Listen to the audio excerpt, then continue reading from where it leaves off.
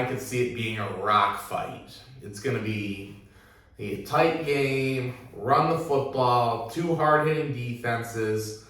But I'm actually going to go with the Marauders in this one just because I think they're going to be able to control the line of scrimmage and they're going to grind Trenton down like a pencil. Okay. It'll be close, but then I think they get a late touchdown from Carter to put it out of reach. Okay, cool. All right, great. Thanks for the rundown on Carlson there, Frank. I think we had some technical difficulties, but we're back up and running. I think we only missed a couple seconds there, but hopefully, just bear with us, people. We're kind of winging this. Real quick, some things about Trenton. So they're led by their senior quarterback, Ty Norgren, 6'1", 210. Yeah. Good player. I think he's one of their leading rushers. They have a senior center, Logan Michels, junior wingback, Nate Arganello. I believe that's how you say his name. What else I got here? I was getting a little bit of insider information. I know senior safety Austin Toth, Joaquin Maldonado is their second leading tackler. Linebacker Derek Anderson. We also got linebacker Don Calloway, I think it is. I thought it was Derek Calloway for some reason. And then a defensive end, big guy by the name of Mike Alexander.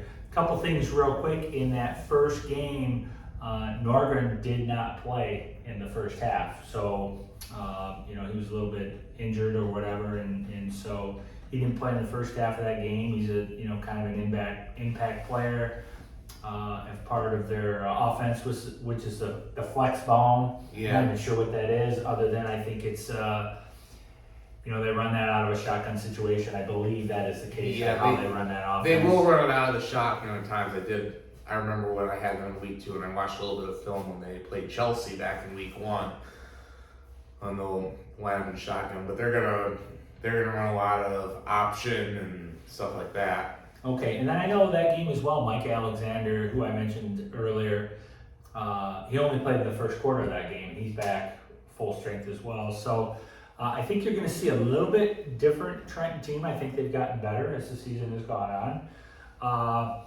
I'm pretty sure Gary went with Carlson in this, correct? Yes, he did. All right, how about you, Frank? What do you think? I'm taking Carlson as well. You are? Okay, and I'm going to go with the Marauders as well. But I think it's going to be a really good game. The first time around, Carlson kind of had their way with them a little bit. I don't remember the score, but 27-6. Is that what it was? Okay. Yeah. I was thinking 31-14, but okay. I think it's going to be a little closer this time. I think it could come down to a coin flip type of game. So, all right, let's move on to our next one. Let's go. We're going to shoot to Division 5. That's going to be 8-2 Summit Academy at 7-3. Flat Rock. I was supposed to get information from one of my buddies on Summit Academy. I was going to have a real nice breakdown, but it was not available by press time for Coach Swain's team over there, the Dragons of Summit Academy. But they played in Charter School League. They played a couple of tough games here and there. I think the best team in that league is probably Michigan Collegiate. I know they lost that game. We've already spoken a little bit about Flat Rock. The nice thing for the Rams is it is at Middlestat Field in Flat Rock. So I think that's important, having a home game for the mighty Rams. I think one of the things that may jump out here, and I may be wrong on this, but being a guy who coached track for a long time, one of the things that makes me nervous for a Flat Rock team as they proceed into the playoffs is I don't see a lot of super team speed. It's not that they're slow, it doesn't seem like they have any burners. And I know Summit does have a couple of burners, even though I can't give you their names. But anyways, what can you tell me a little bit about Summit there? I mean, you can look at their schedule, right? Well, let's see. I got their schedule pulled up. They end up losing to Michigan Collegiate 30-12 back in week 4. They lost to Leadership 8-7. And then they've got wins in conference over Chandler Park, Detroit Edison, Detroit Voyager, and of course they've also other wins they've got. They beat Southfield Bradford, or week 3, 49-0, and I've also got wins over Detroit, Henry Ford, and Saginaw, Arthur Hill. Well, they did beat, we mentioned they beat Rose Seal, but Summit, I mean, for as long as they've been around, they had not been much of a team to do much in the playoffs. I mean, they made a district final for, this is the third time in 4 years, but they just can never seem to get over the hump. I mean, I remember a few years ago I covered when Milan was hosting them, and I thought, it was going to be somewhat close. They had the athletes, and they basically just got blitzed right from the get-go. And I'm sure that learning from that's been passed along. But Flat Rock's at home. I guarantee you, Middlestadt Field is going to be rocking. And I've seen John Clare, their athletic director, calling alums, fans, say, "Hey, we need you here. So I'll take your mighty Rams." Good. I'm gonna go that way as well. I'm gonna go with Flat Rock as well, and I believe Gary was gonna do the same. But I think it'll be a really close game. One of the games that jumps out on there, they lost to Leadership. What was the score? 8-7. Yeah. So here's the thing. I don't want to get into too much and talk about stuff I don't know, but Detroit Leadership was a different team when that game was played. Oh. I'll just say that they don't have the same players on the field at the end of the season, like when they played Milan or when they played in the playoffs last week. They were a little bit different team there. So all right, let's. We all went with Flat Rock there. What's our next game? 5-5. Is that right? SMCC. Yeah. 5-5 at 10-0, undefeated Detroit Central. Frank, what are you thinking here? Oh, Want to give us a little something on this? Once again, this was one of those. I was supposed to have information on Detroit Central, and people are probably like, "Well, Chris, why don't you just do this tomorrow or something?" Well, I don't know. All I can do is I can tell you a little bit about Detroit Central. Their head coach is Jimmy Macon. He's really good buddies with my head coach at my school, and they have a really, really good running back by the name of Dantes Hicks, I believe it is. Yeah, that's what Gary told us. Yeah, and I know we did some 7-on-7 stuff with over at their field during the summer. Super athletic, big and physical on the defensive side of the ball, and certainly the receivers are big and physical as well. So Detroit Central's had a nice program for the last several years as Jimmy Macon has been there. But why don't you tell us a little bit about the Falcons, Frank? Well, Or do you want to touch on Central here, who they beat, what they've done? SMCC, I mean, they finished the year 4-5, but they played a murderous schedule. I mean, Warren Collegiate to open the year, and they had guys banged up in that one. I don't think they ever really got healthy until mid to late season. I know Cole Jandro's been banged up. They had to move Carson Kinsey to quarterback because Michael LeBeau was supposed to be the starter, and he had a club on his hand, although I don't know if he's gotten said club off his hand, but he's been able to at least play running back as well. But other guys have kind of made noise. I mentioned Evan Marcon, Drew Harris, another running back, and SMCC's offensive line, I think, is finally began to gel. And I think that definitely means that the pilot light has turned on. And I mean, looking at Detroit Central, obviously they're 10-0. But I look at who they beat. They beat Detroit Southeastern twice, and Southeastern playoff team, but I don't think they're really anything special. And then their other win over a playoff team was over Detroit Northwestern, who I don't really think, it's just like they're all right. But everybody else is either Detroit Edison, Detroit Western, Pershing, Osborne, Douglas, Cody. Yeah, quite frankly, I don't know if they have a quality one on there in the grand scheme of things, other than maybe Southeastern. Yeah. So what are you thinking? What's your thoughts here? Well, I will just go ahead and say it. SMCC is a live underdog in this one. And if I was a betting man, I wouldn't even want the points. I'd take them outright. I'll take Gary's Falcons, my Falcons, America's Falcons. Okay, I know Gary is going with SMCC as well. Yeah. And I'm going to do the same. I have SMCC picked to go to the Final Four, which I know they still have a lot of work to do to get there, but I'm going to go with them. So, all right, let's see. Next up, we have 7-3 Riverview Gable Richard at 10-0 Whiteford. I know you spent a lot of time earlier talking about Whiteford and what they did and some of the guys. They're our favorite to win Division A. With that said, Riverview Gable Richard 7-3. They're a little bit better than people think. Last year they had a down year, but they hired a new young coach by the name of Deontay Allen. He was on the Orchard Lake St. Mary staff. He also played at Orchard Lake St. Mary. He has done a nice job over there. They are a typical Catholic League team, meaning they run the football. And they know they need to run the football majority of the time to win games. And I got some names for us to consider. I'm gonna look at my watch because I was sent the information. I just realized I had that one on text. So, guys that probably need to take a look at. Nick DeSanto is a big guy, 6'6", 310, offensive tackle, plays both ways for them. We got the Winooski kid who has been a good player over the years for them. Aramis Lackey and Joey Calhoun are big guys who run the football for them. So they're going to look to establish the run.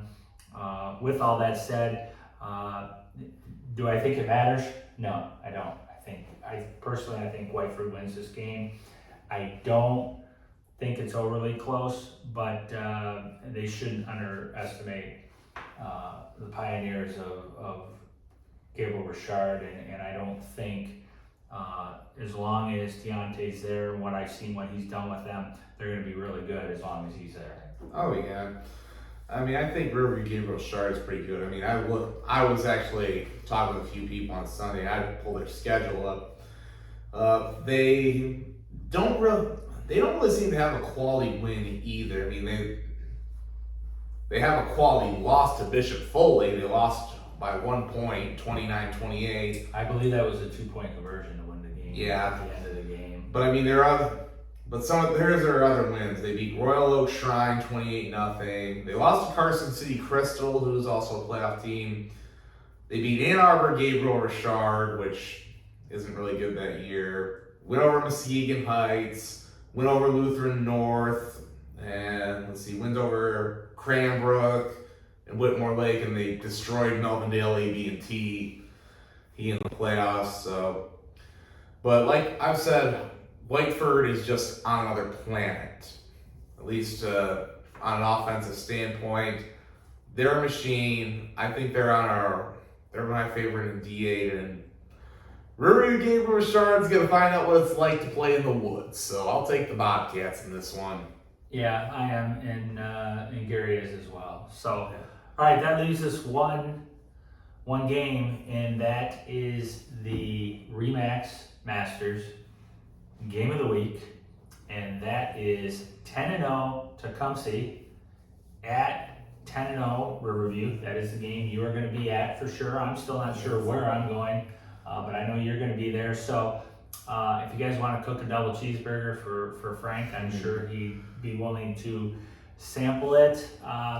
Frank, tell us a little bit about what you know about Tecumseh, if anything. Well, I think it pretty much all starts with their quarterback, Jake Burns. He's a dual threat. He can throw it, he can run. I mean, I think you alluded to it last week. He is not afraid of contact. I mean, the guy will go seeking for contact, lower his shoulder, get that extra yard. But they've also got A.J. Bryan, who is probably one of the more explosive players in probably both divisions of the Southeastern Conference. Running back, he can catch the ball. He's also a dangerous kick returner as well. And I mean, they've got a good receiver at Gavin Chenevy and a good tight end, Joe Bent-Scooter. Tecumseh, they can put points up. I mean, there was some concerns about them defensively, but I think they looked a little bit better on that side, especially in the second half of the Airport game. but they got to go against a team that runs the T. And playoff time, the T is always tough to stop. View, to me, their line has been a non-negotiable. I mean, I think you know what you're going to get from Jacob Shank and Max Lockhart or Anthony Bowman, all those guys. I mean, especially even on the defensive side too, because Lockhart's their best linebacker. I mean, Ian Adams, defensive back. It'll be interesting to see what happens there, but I think it's gonna really come down to how well can Riverview's defense make tackles in space, because you got guys like Brian Chevy, Ben Scooter. I mean, if those guys get out in the open, how well is Riverview gonna get them one-on-one? And I think they will be able to. Who after a while, I think they'll make the adjustments, but I like Riverview to win a close one. I think they'll do what they do best. They're just going to run the ball, control the line of scrimmage, and I wouldn't be surprised if it's fourth and short in their own territory that they end up going for it, because I think Riverview is going to be playing a 4-down game. Yeah, I think you're right, and I want to make sure I get a shout out to some of these linemen. Center Gabe Lance Groner. I'm willing to bet he's going to be an all-blog offensive player. It feels like he's been there for forever. Seems like it. You got Gavin Lavity and Alec Setner at the guards, and then you got Mohamed Golzar, and then Hunter Dilly at the tackles as well. So, and I think, if Tecumseh's able to defend the T at all, I think what you're going to see is, Riverview's going to just 4 downs, right? Four downs in a cloud of whatever they put on a turf field these days, those little rubber pellets, and they're going to control the game. I don't think Tecumseh can stop them. With that said, Jacob Shank is always this close to a home run ball. He's got great speed, but I think it'll be a great game. And I think for Tecumseh to win, and this is just me, in my own thoughts, they're going to have to steal a possession somewhere. Whether it's forcing a turnover, getting an onside kick, blocking they're not going to punt. Riverview's not going to punt. I was going to say blocking a punt, but they're going to have to find a way to get more possessions, because I think Riverview will score almost every time they have the ball. So, with that said, so I'm going to go with Riverview. Yeah, and I think also they'd have to hope to get a big return from Brian as well. I think Derek McLaughlin's going to be telling his guys, do not kick to him. Right, yeah, I would agree with that as well. And I'm pretty sure Gary went with Riverview as well. Yeah, on this one. So, okay, well that's kind of it. And if you're still watching this, sorry it was a little helter-skelter, with the video going out midway through, and hopefully I can patch these together and it doesn't look too ridiculous, but hopefully we gave you a little bit of information on each of the teams. Like we said earlier, Frank's plans are to be out at Riverview. Gary will be at the Detroit Central SMCC game, which will be 6 o'clock. Detroit Central is located in the old LaSalle Gardens neighborhood, also close to the western portion of the Boston Edison district. That is kind of north of West Grand Boulevard, and I'm trying to think probably east of Dexter area over there. So if you're thinking about going down there, it's a really kind of a nice old neighborhood. You get a chance to, the stadium's on the backside of the school, but you get a chance to drive around front. It's really, really cool looking old school that they have. And like I said, I'm not sure where I'm going at this part. Part of me really wants to go see Fire Rock just because it is historical, and I got some buddies who are going out to the game, but we'll play that by ear as well. So Frank, you got any last words before we depart out of here? Well, we'll see what happens come Friday night. I know it's actually not going to be a very cold night this Friday. It's supposed to be warm throughout the day in the 70s, so we're kind of getting that Indian summer. Mm-hmm. So it'll be a great night for football. Yeah, really well. So with that, we're going to sign out. We thank you for watching as we broadcasted from the pitch here in Waltz, Michigan. And with that, we'll say goodnight. FridayNightVictors.com.